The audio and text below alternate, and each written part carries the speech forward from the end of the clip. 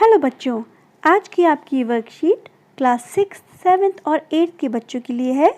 Worksheet number 70, date 24 सितंबर 2020। तो चलिए शुरू करते हैं आज की ये वर्कशीट। तो देखिए बच्चों, आज का हमारा जो टॉपिक है वो क्या है, वो है कीट, या जिसको हम कीड़े भी कहते हैं। जीवों के संसार में अलग अलग प्रकार के कीट या कीड़े होते हैं, जैसे तितलियाँ, मधुमक्खियाँ, कॉकरोच, मक्खी और मच्छर आदि। तो बहुत सारे हमें छोटे छोटे जीव नज़र आते हैं इस दुनिया में, लेकिन उनमें से कुछ जीव जो हैं वो कीट यानी कीड़ों की कैटेगरी में आते हैं। हम कैसे पहचानेंगे कि वो कीट की कैटेगरी में है या नहीं?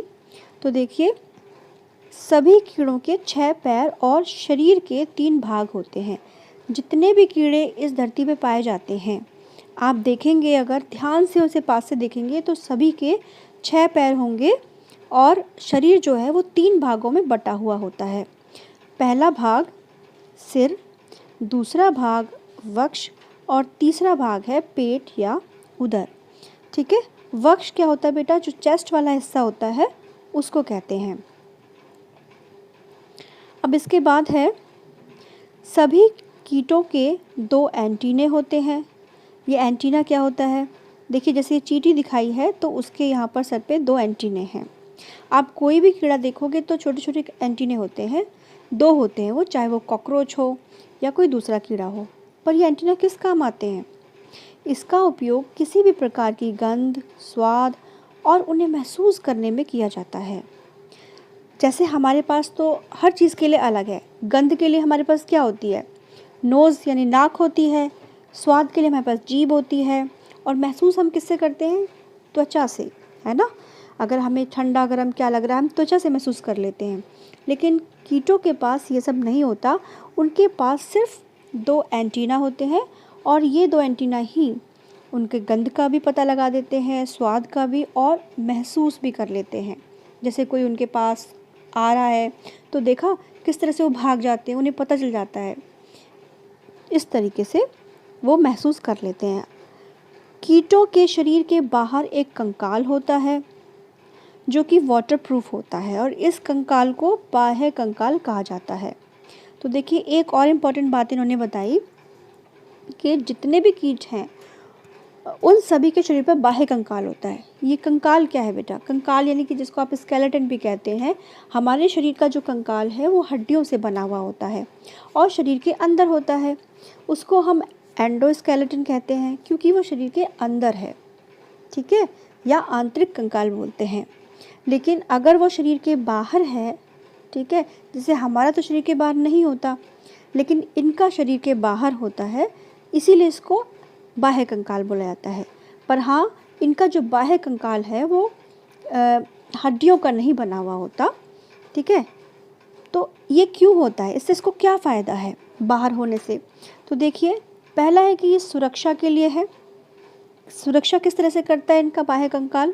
क्योंकि कीड़ों का जो शरीर है वो बहुत ही डेलिकेट होता है। उसके जो आप देखेंगे कि कंकाल के नीचे का जो भाग है ना उसका, वो बहुत सॉफ्ट होता है, बहुत डेलिकेट होता है। तो उस शरीर के भागों की रक्षा के लिए ही उनको जो गॉड है उन्होंने बाह्य कंकाल दिया है। इसके बाद है कि कुछ कीटों के पंख भी होते हैं। ऐसा ज़रूरी नहीं कि सभी के हों, जैसे चींटी के पास नहीं है, लेकिन कुछ कीड़े आपने देखे होंगे उड़ते हैं, जैसे कॉकरोच उड़ता है। जो उसके अलावा आप देखते हैं टिड्डा, वो भी कितना उड़ता है। तो कुछ के पास पंख होते हैं और कुछ के पास नहीं, इसलिए वो उड़ भी सकते हैं। जिनके पास पंख नहीं होते वो रेंगते हैं, कूदते हैं या तैरते हैं। तो कुछ कीड़े रेंग भी सकते हैं, जैसे चींटी हो गई। कुछ होते हैं कूद कूद के चलते हैं। आपने देखा टिड्डा कूद के भी चलता है ना, कितनी ऊंची जंप लगाता है। और कुछ होते हैं जो पानी में भी रहते हैं और पानी में तैरते हैं। अब बात करते हैं हम कीटों के जीवन चक्र की। जीवन चक्र क्या होता है बेटा? कि यानी कि जीवन उनका किस तरह से शुरू होता है और जीवन का जब तक अंत होता है तो बीच में कौन कौन सी स्टेजेस उनके आती हैं। तो सभी जो कीट होते हैं उनके जीवन में 4 स्टेजेस आती हैं। पहला है अंडा, लार्वा, तीसरा प्यूपा और वयस्क। यानी सभी कीटों की जो सबसे पहली स्टेज होती है वो होती है अंडा। अंडे के बाद वो क्या बन जाता है? वो बन जाता है लार्वा। लेकिन अंडा से जो लार्वा है वो देखने में बिल्कुल अलग है।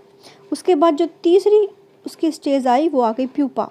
प्यूपा लार्वा से बिल्कुल देखने में अलग होगा। आप उसके लार्वा को या प्यूपा को देखकर नहीं बता सकते कि वो उसकी जो वयस्क वाली यानी एडल्ट जब पूरा बड़ा हो जाता है वो, तो वो कैसा दिखेगा, है ना। यहाँ पर जो दिखाया गया है ये जीवन चक्र, ये तितली का दिखाया है। तो आप देख सकते हैं कि जो इसकी वयस्क वाली स्टेज है प्यूपा के बाद, वो तितली बन गई। इसके कितने सुंदर पंख हैं। लेकिन अगर आप इसको लार्वा या प्यूपा की स्टेज में देखेंगे तो वो आपको इतना अच्छा दिखाई नहीं देगा। तो चलिए हम इसे एक बड़े ही प्यारे चित्र की सहायता से समझ लेते हैं।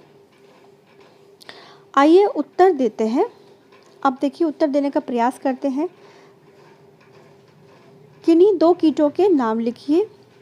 देखिए अभी हमने बहुत सारे कीटों के बारे में आपको शुरू में ही उदाहरण दिया था, और ये वो कीट हैं जो हमारे आसपास हमें अक्सर देखने को मिलते हैं, जैसे कि तितलियाँ, मक्खियाँ, कॉकरोच, चींटी, मच्छर, ठीक है, मधुमक्खी।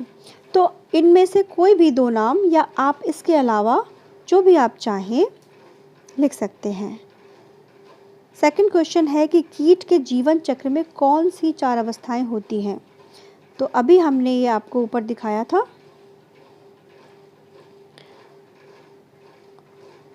ये रही। तो ये चारों इसकी अवस्थाएं हैं।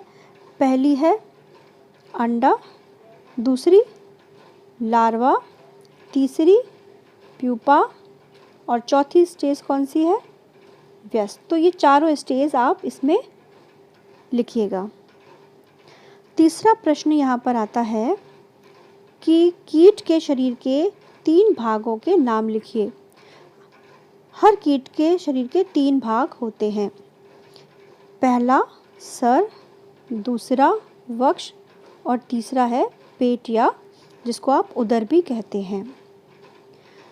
चौथा है एक कीट की कितनी टांगें होती हैं। तो ये भी हमने बताया कि इस धरती पे जितने भी कीट हैं, ठीक है, चाहे वो छोटे हों चाहे वो बड़े हों, लेकिन उन सभी के 6 पैर होते हैं। तो इसका उत्तर यही आएगा कि 6 पैर या 6 टांगें। तो चलिए बच्चों, ये हमने वर्कशीट बहुत अच्छे से समझ ली है। बच्चों, अगर वर्कशीट समझने में कहीं भी कोई दिक्कत आई हो तो एक बार फिर से आप इस वीडियो को देखें। चलिए, थैंक यू, बाय बाय।